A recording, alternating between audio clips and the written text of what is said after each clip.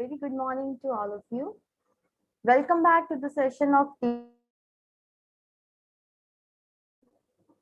A very good morning to all of you. Welcome back to the session of team management. New morning, new day, and a new topic.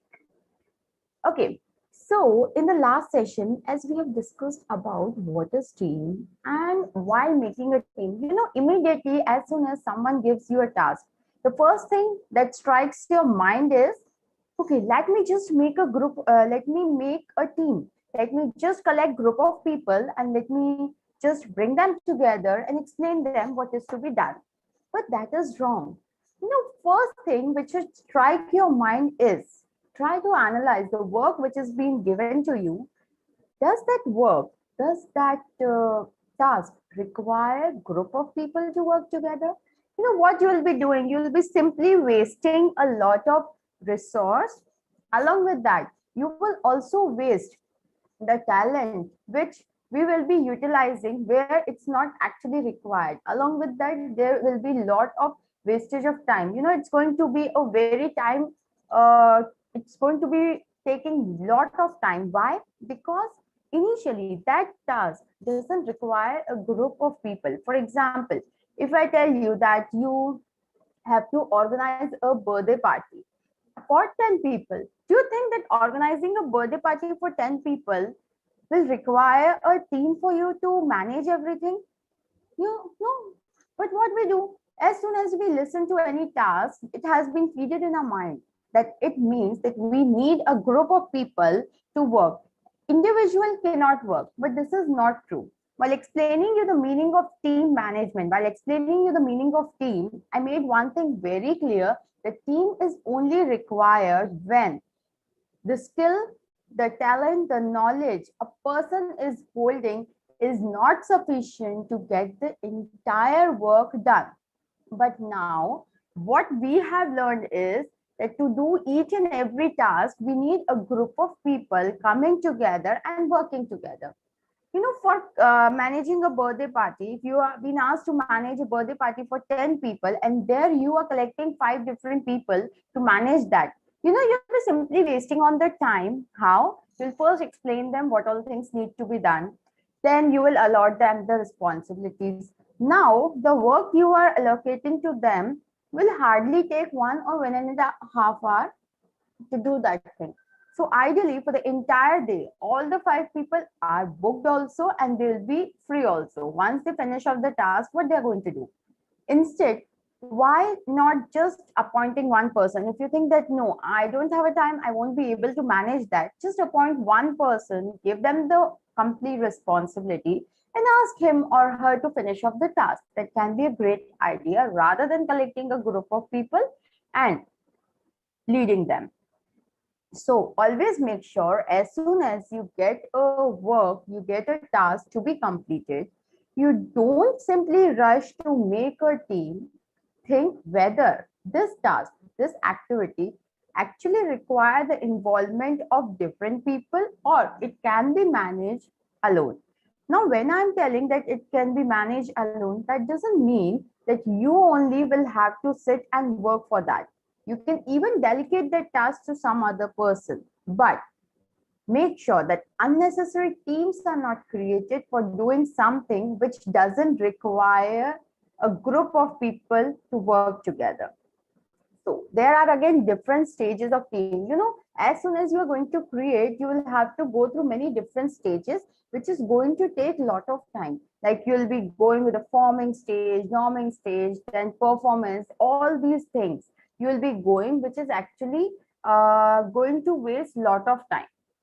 So in the last session, we have discussed about some of the action checklists, like when you are creating a team, what all things you need to keep in mind before creating that. So one thing was to check. I'll just give you a short briefing about what we have done in the last session. That is, the first point we have discussed was consider whether a team is the best option or not, whether we require a team to do that task or not. Consider that point. Then define the objectives and skill. If you think that no, the answer is yes, it's a yes that I need a team to do this task, So you need to define the objective and you need to analyze which all skills are required to complete that project.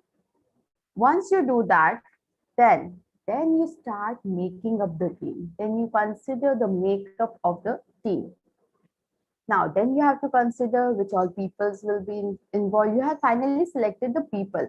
Then you have to check on their background, their culture, their skills, so that you can bring out best from them. If you are not aware about what kind of skill they hold, what kind of knowledge they hold, from which background they belong, then it is not going to be possible for you to give them the work and to get their best efficiency out of them, to get that thing in order to stop any kind of conflict, in order to work in a very open and a friendly environment. You need to know the background, culture, their skill set, so that you give them the task accordingly. Then once that is done, then you need to create a team building strategy. Now, what is a team building strategy? That is mainly you have to create a climate of trust, that each and every person in the team is trusting each other. You have to give them the necessary training. Communication should be proper, like how we will be communicating.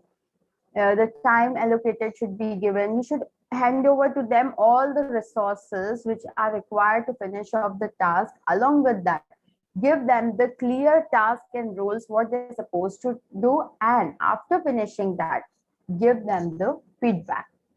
Then once strategy is made, now bring your team members together, create a healthy environment, have some team building exercise, team building activities to bring all the team members together. Because before bringing them together, if you're going to start off with the work, you will see there's lack of coordination, there's lack of trust, there's lack of honesty, and we don't want these things. So for that, bring them together, give them time, create a friendly atmosphere, give them time to know each other, and then start working. Next is you need to create some ground rule. As we know that people will come from different background, different culture, different, will have different beliefs, different ethics. So to bring them all on one platform, you need to establish some ground rules, that these are the rules which are going to be followed by everyone. Like you can say that there is going to be open communication and honest communication. No one is going to make unclear communication, and that is every week or every alternate day at this point of time we will be having the meeting. So you need to plan accordingly your day. It is important for all of you to attend the meeting. In the meeting we are going to discuss what we did the last day and what we are going to do today and next day. So these all ground rules you should make prior, so that when team will start working, they won't face any difficulties. Then you have to identify the individual strength. Why individual strength is important? Once you identify the individual strength, you can motivate the person to work in that direction. Individual strength play a very important role. When you know that this person's strength is this, so Mr. Y is holding X as his strength. So that is going to be really easy for you to motivate that person using his own strength, own talent, for the sake of organizational goal, organizational work, and along with that, you will be taking into consideration his own growth also. Then, you are not just the boss, you are also a team member. See yourself as a team member. Don't just command, don't just act as a leader.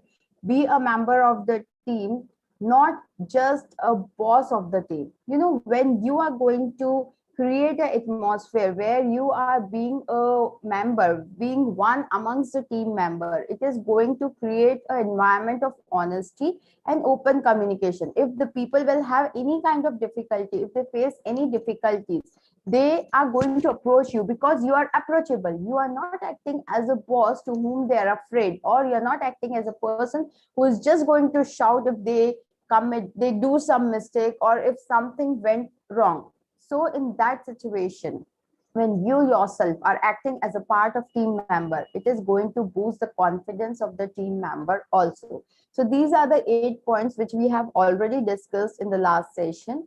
Now we are going to start with the ninth point, the of action checklist, that says check progress towards objective. Now when you have already made the objective clear, when you have already given them the clear roles and responsibilities, clear duties what they need to fulfill, you need to check the progress also. If you think that I have given the deadline as 30th of July for the entire project to be completed by all the members, and I'm going to check that on 30th itself, that is not going to work.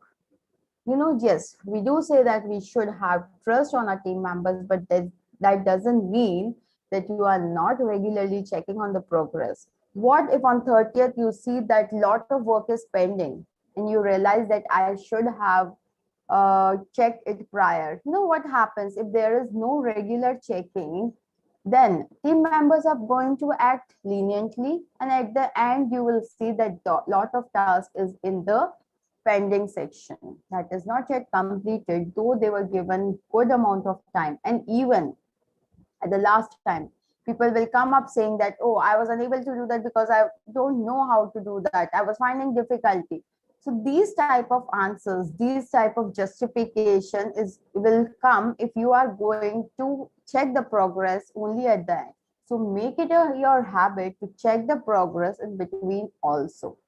Check regularly to ensure that everyone still has a clear focus. This is going to give you the clear idea that yes, everyone is still having the clear focus. They all know the clear vision, mission, objective of the organization on which they are working.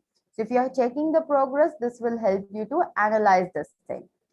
Second is identify milestones and hold team member accountable for the progress towards them. What are the milestones? If they have achieved something, then tell that, yes, you did that. Okay, don't take the entire thing on you that, yes, I have achieved that. No, it's the team, it's the individual. So you need to recognize them, you need to appreciate them, you need to tell them that, yes, you did a great job. That reward, that appreciation is going to boost their motivation again to complete the rest of the task with clear focus and 100% dedication. So these all things play a very important role when you are working in a team. So you need to keep in mind all these points. So last point is pride in shared success and lesson learned from failure should also help to develop a sense of shared purpose. Now here, pride in shared success, that is obviously a pride when we succeed in doing something in our life, right? That is a pride. But along with that, if we have failed in something, so we learn some lessons. We learn that these are the mistakes due to which we were unable to achieve a target, due to which we failed in doing that. So the lessons which you have learned should also be kept in mind so that you don't repeat those things again. It is going to strengthen your commitment, your contribution to improve the performance in the long run. When you learn from your mistakes, you are going to improve in future. You are going to contribute more efficiently in the future because you know these are the things, these are the mistakes which are going to affect my work, and I'm not going to repeat those mistakes in future.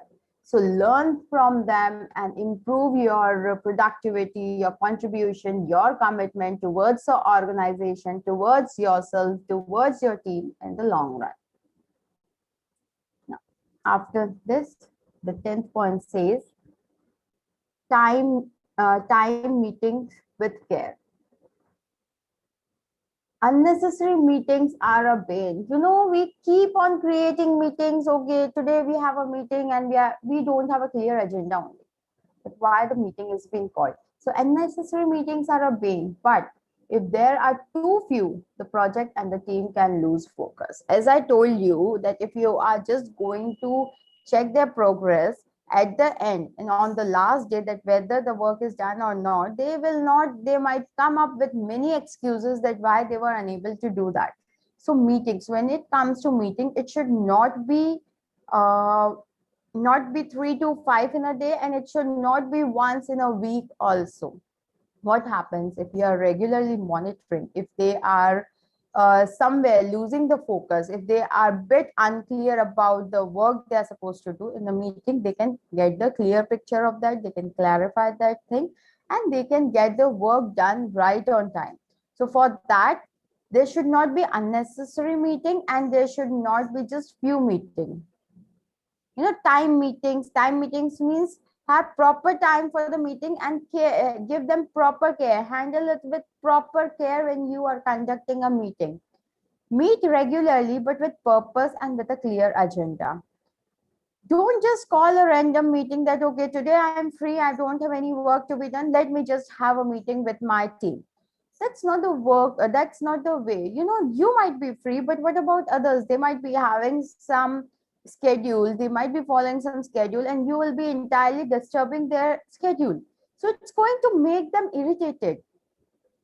So in order to avoid all those things, what you can do is you need to meet regularly but with a purpose.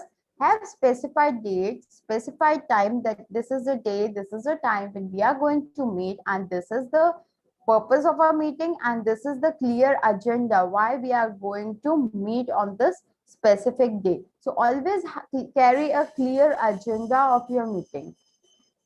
If you are simply creating a meeting without having clear agenda, without informing anyone, or without giving them the purpose of the meeting, everyone will just come and you will simply waste the entire time without coming to any conclusive, any productive decision, because nothing is there. There you will be deciding, okay, what we are going to discuss in this meeting.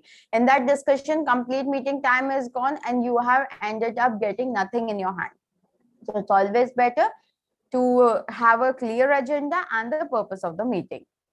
Meeting provide opportunities. Now, what kind of opportunities it provides? It provides opportunity as in check that everyone is comfortable with their roles and responsibilities and tasks. It's going to check whether the role and responsibility, the task which I have given to the individual, are they comfortable in doing that, or they are facing some issues? Is it matching their knowledge? Is it matching their capabilities?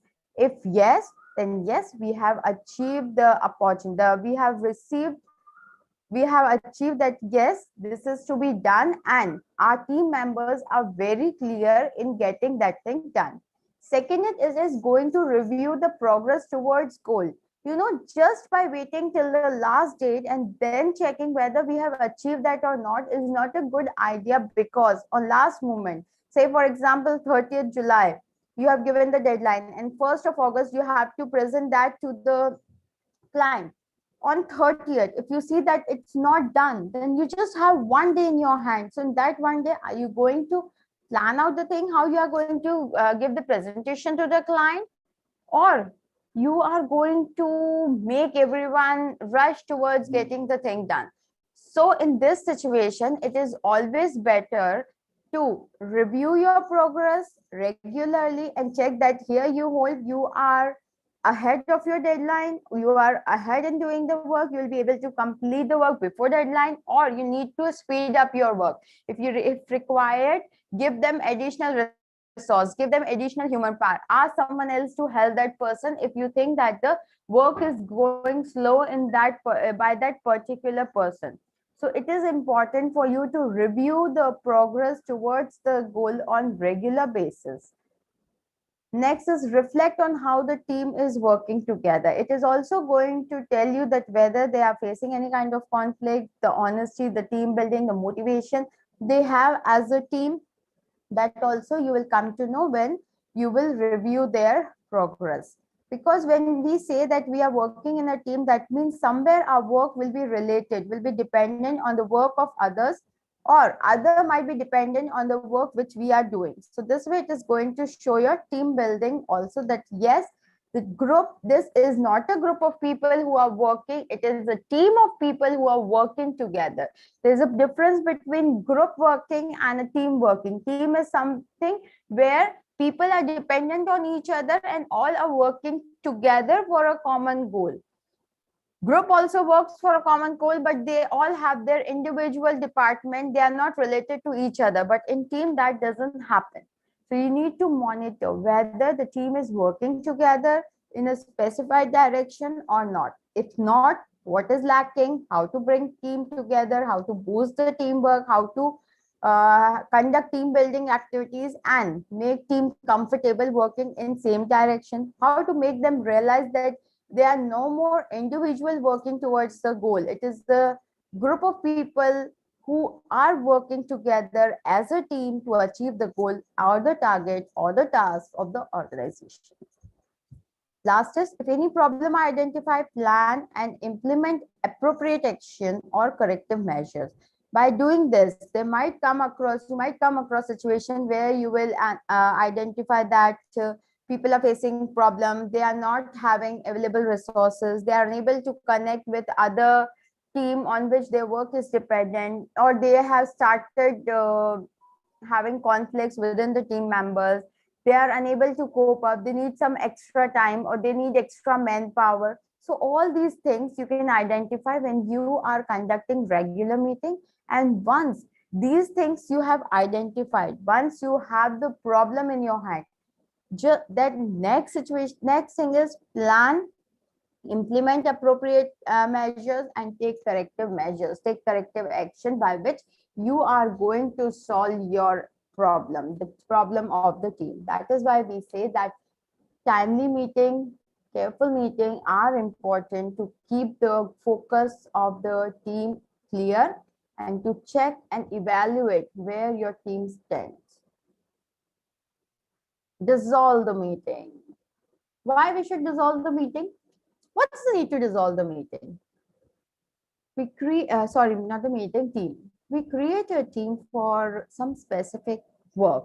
If you think that work is done, the thing has been achieved, the task is completed, then it's the final time to say, to bid goodbye to all the team members.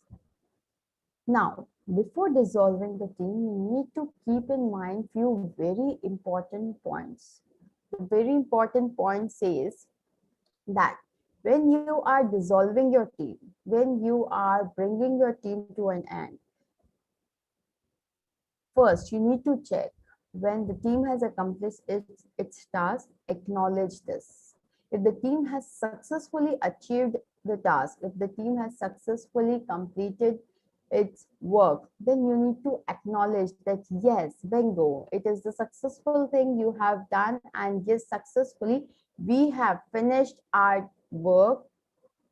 You need to acknowledge this, that yes, you as a team has really worked well towards the goal of the organization. Second, carry out a final review to confirm whether objectives have been fully met or not. Before ending anything, you need to go with the final review. Final review as in check whether the objectives which were being given, the things, the task which was being given to the team to complete is been fully met or not. Is there anything which is left? If yes, give them the work, ask them to complete it. If no, then say yes, we have completed it fully and the objectives are being met fully. Next, once you did that, evaluate the team performance so that individual can improve and learn from experience. Now, when we are saying evaluating the team performance, it means you also need to evaluate the individual performance also, where they stand, how nicely, what was their performance, so that they can also learn from their experience. You as a leader, it is your duty to tell them that these are the areas in which you have worked well and these are the things you need to work on. These are your developing things where you need to put more emphasis, more focus, so that when next time you will be given any objective, you will be working in a team, you don't repeat these things. You learn from your experience. For example, if you find that Mr. X is good in his own knowledge, he is good with his skill, but he is not very friendly with the team members. So you need to tell that person that start being friendly. You are not the individual who is working for the organizational goal. You are working as a team. So it's your duty also to help other person. You see that the person is hardly helping. He is not a helping hand for the team. You need to tell that person that you are a team. You have to stand by the weak players of your team if you think that they need your help, and your skills and your knowledge can be a helpful resource for that person. You need to stand by that. So you need to check the individual performance. You need to explain them. You need to tell them that these all are the things you all need to keep in mind next time when you'll be working in a team.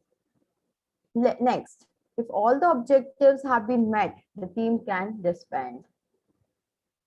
You have checked whether the objectives are fully met, you have acknowledged their work, you have evaluated the performance. If all things is done, everything is done, then finally you can say that yes, we are good to wind up the team and we can end up the team.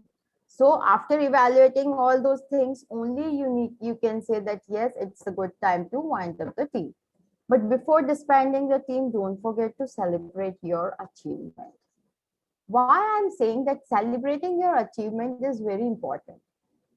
You know, if you just complete everything without celebrating, without telling the people that they did a great job, they did a great task, and you just wind up everything this way, you are not motivating your people, you are not praising them, you are not giving them reviews on their performance.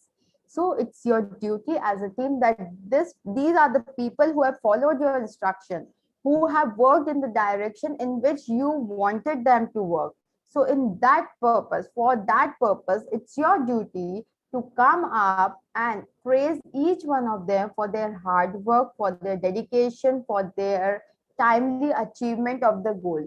Just assume if they wouldn't have done their work on time, then it would have been a challenging thing for you from the management as well as for the team. Management will have questioned you why you were unable to get the work done on time. So you would have landed into a great trouble. But now it was because of your team members' support that the things were done in time and you were ready with the project in your hand to show it to the management. You should praise them. You should appreciate them for all the work they have done. You should celebrate the success before winding up. As we know that when we bring people together, we need to create a friendly and a good atmosphere. You know, working together for almost 6 months, they all have made a bond with each other, the bond of friendship, the bond of trust, the bond of honesty that has been created.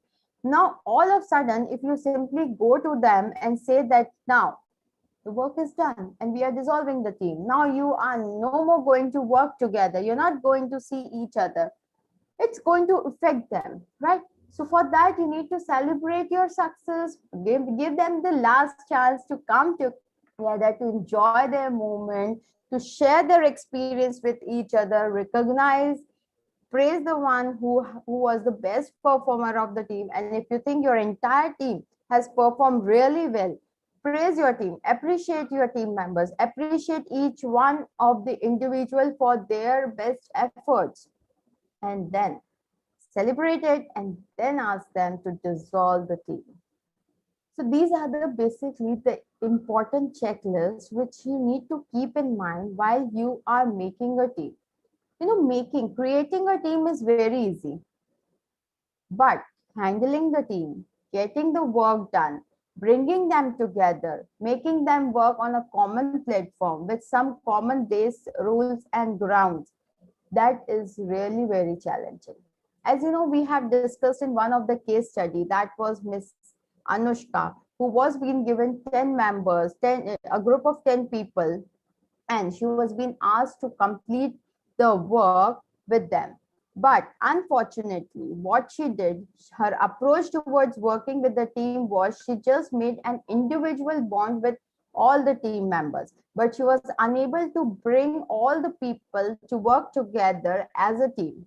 So in that situation, what happened? Well, remember that when suddenly emergency came for Mr. X, there was no one to support him. He asked a person to just get in touch with the salesperson. Mr. X asked Mr. Y to get in touch with the salesperson and get the thing solved because he's having some sudden emergency and he's supposed to go right now. No one stood up for the help. Not Mr. X, not with Mr. Y. Out of 10 team members, out of 9 team members, no one stood by his side. And ultimately, the leader, Miss Anushka, was supposed to come over and take over the task which was being done by Mr. X. So here, while we were doing this case study, we came to know that the approach towards which the team was working, the Anushka's approach towards making the team work in a specific direction was not right. She just forgot to bring all of them together, to bring an environment of trust, environment of honesty, and an environment where all will be working together for themselves as well as for others also. All these points, she just forgot to inform the team. She just forgot to have the team building activities, bringing the people together. And ultimately, it ended up resulting in a very bad teamwork because it was not the team who was working together. It was group of individuals who was working to achieve the goal of the organization, which was given to them by the team leader. So what Ms. Anushka did, she just approached individual people, she approached them individually, gave them the individual task, she just talked to them that, okay, how are you? She just had a bond with them. Okay, she herself has created a good bond with all the team members. But when it came to the bond between the team members, between all the 10 people who were working under him as a team, she couldn't give them that platform. So ultimately, things ended up very badly. And at this time, what happened? Being a good leader, she was having all the skills, all the talent, all the required knowledge of being a team leader. But the folks in the team started talking about the thing which happened, like how a sudden emergency situation couldn't be handled by rest of the 9 team members. No one stood for help. No one offered help. And finally, Miss Anushka, who was the team leader, had to jump into to assist that person. Now, here Anushka realized that she has to do something. She has to do something because something is really bad which happened with the team. She was having a very bad experience from everyone. And even some of the team members, some of the folks started talking about that we need to get out of the project. Why they need to get out of the project was they saw that in terms of emergency, no one stood by our side. No one was there to support us. In such a team, no one can work. When we are working into the organization, we are an individual also. We have a personal life as well as professional life. So there are chances that in personal life, they might come across some emergency situation. And at the same point, the team might also require you at the same point of time. So in that situation, you need the help of the team members to take over your task, to do your task, to submit your task when you are booked somewhere else where no one else is there to take on your responsibility. So if there is no trust, no sharing of responsibility between the team members, people are not going to feel comfortable working in such a team.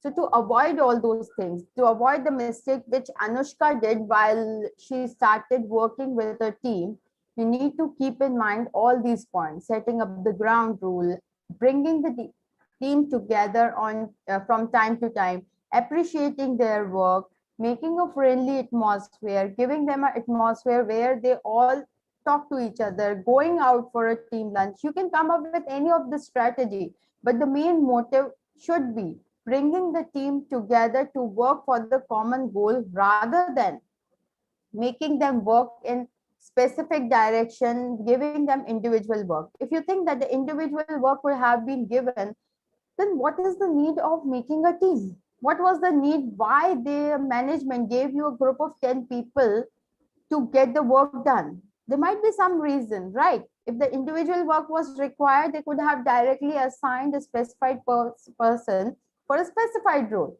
They didn't do that thing because they were aware that it should be done by a team, not by an individual. So yes, keeping in mind all these points, you need to get yourself ready when you are heading as a team leader or as a leader. Okay, so it's your responsibility to bring the members together. You know, members are not going to initiate. Members are not going to come up and say that, okay, let's have a get together. Let's all come together. They are not going to do that because they are completely unknown from each other. They have met for the first time. Some may be extroverts, some may be introverts. Some are good in creating their own circle, but some might not be good in that. So for that, you need to give them equal stage, equal platform where all of them can come together and create an atmosphere, a bond between with all the team members. So that's why we say that when we are making a team, we come across different stages. Like the first stage is forming stage. Forming means bringing your team together. It's just a relaxing environment. You are bringing them together. You are talking about their personal life, their personal skills. You're talking about and what they are good. You're just creating a friendly atmosphere. Then you are going with the storming stage where slowly they have started working, conflicts have started arising. So when conflict arises, this means that people are starting involving into discussion within themselves. So then you have to go with the storming. Then the norming will come where they have learned how to solve the difficulties, how to solve the conflicts, and they all are working together. And finally, when you have cleared all these three stages, the last stage comes where you are coming up with the performance. And yes, best performance, creative solutions, creative problem solving will only come when there are going to be conflicts. When conflict happens, people think more creative. They come up with more better solution where it is a win and win situation for both the parties, not win and lose situation for either of the parties. So yes, conflicts again play a very important role when we are working in a team. So yes, after the final stage, that is performing, as we discussed in the action checklist, the last stage of resolution that is going to come, and after performing stage, that is resolution only when we are bringing the life of the team to an end. That yes, it is the end. We have finally achieved the goal and objective, and it's time to say, it's a time to bid goodbye to all the team members. But before that, you need to keep in mind that you are appreciating them, you are recognizing their performance, you are telling them their way, their experience, that this is what you need to improve to, you need to learn from your way of working with this team. So yes, that's all for team building. Now in the next session, we are going to talk about some of the potential pitfalls, like potential things which the manager who is having a group of people with whom he or she is supposed to get the work done, they should avoid doing that thing. So we'll be discussing about the pitfall, and then we'll be coming up with the case study again. That's all for today's session. Bye bye, take care, have a happy day.